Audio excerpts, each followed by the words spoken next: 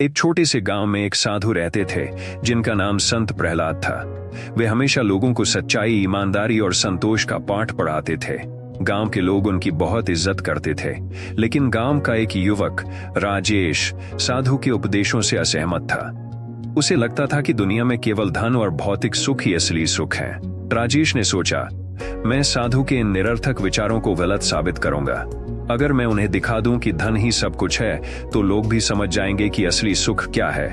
राजेश ने अपनी पूरी मेहनत और चतुराई का इस्तेमाल करके एक सफल व्यवसाय खड़ा किया। कुछ ही समय में वह बहुत अमीर हो गया। उसके पास बड़ी हवेली, महंगी गाड़ियां और ढेर सारा पैसा हो गया। वह गांव के सबसे अमीर व्यक्ति बन गया। एक दिन राजेश साधु प्रहलाद के पास गया और बोला, देखिए, मैंने कितनी दौलत और सुख कमाया है। आप हमेशा कहते हैं कि धन मायावी है, लेकिन मैंने अपनी मेहनत से सब कुछ हासिल कर लिया। अब बताइए, क्या आपको नहीं लगता कि असली सुख मेरे पास है? साधु मुस्कुराए और बोले, तुम्हारी बात सही है, धन से कई चीजें खरीदी जा सकती हैं, लेकिन क्या तुम वास्तव में सुखी हो? क्या तुम्हारा मन शांत है?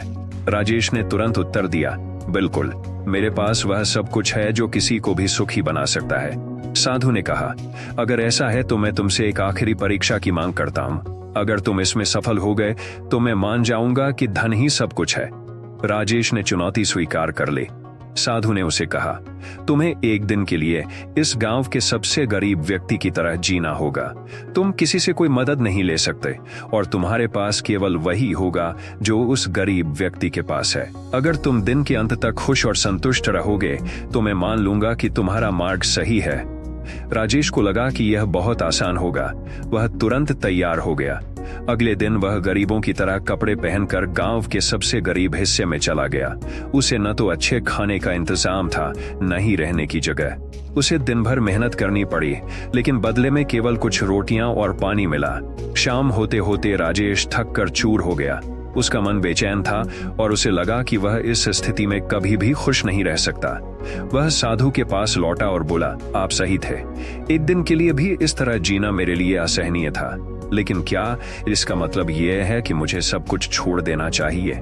साधु प्रहलाद ने हंसते हुए कहा, नहीं बेटा, इस परीक्षा का उद्देश्य तुम्हें यह समझाना था कि असली सुख बाहरी चीजों में नहीं, बल्कि भीतर की शांति में है। तुमने जो धन कमाया है वह तुम्हारी मेहनत का फल है और इसमें कुछ गलत नहीं है, लेकिन यह मत भूलो कि असली सुख तभी मिलता है जब तुम दूसरों के साथ इसे बांटते हो और अपने मन को शांत रखते हो। राजेश ने सिर झुकाकर साधु से माफी मांगी और कहा, अब मैं समझ गया हूं कि धन महत्वपूर्ण है, लेकिन उससे भी ज्यादा महत्वपूर्ण है संतोष और दूसरों के प्रति संवेदनशीलता। साधु ने मुस्कुराते हुए कहा, तुम्हारी यही समझदारी ही तुम्हें सच्चे सुख की ओर ले जाएगी। उस दिन के बाद राजेश ने अपने धन का उपयोग न केवल अपने लिए बल्कि दूसरों की भलाई के लिए भी करना शुरू किया। उसने गांव में एक स्कूल और अस्पताल बनवाया, जिससे गांव के सभी लोग उसका सम्मान करने लगे और सचमुच अब राजेश को वास्तविक सुख की अनुभूति होने लगी थी। यह कहानी हमें यह सिखाती है कि असली सुख और शांति धन में नहीं, बल्कि हमारे भीतर और हमारे कार्यों में है। जब हम अपने धन का उपयोग सही दिशा में करते हैं और संतोष और करुणा से भरे रहते हैं, तब हम सच्चे सुख का अनुभव करते हैं।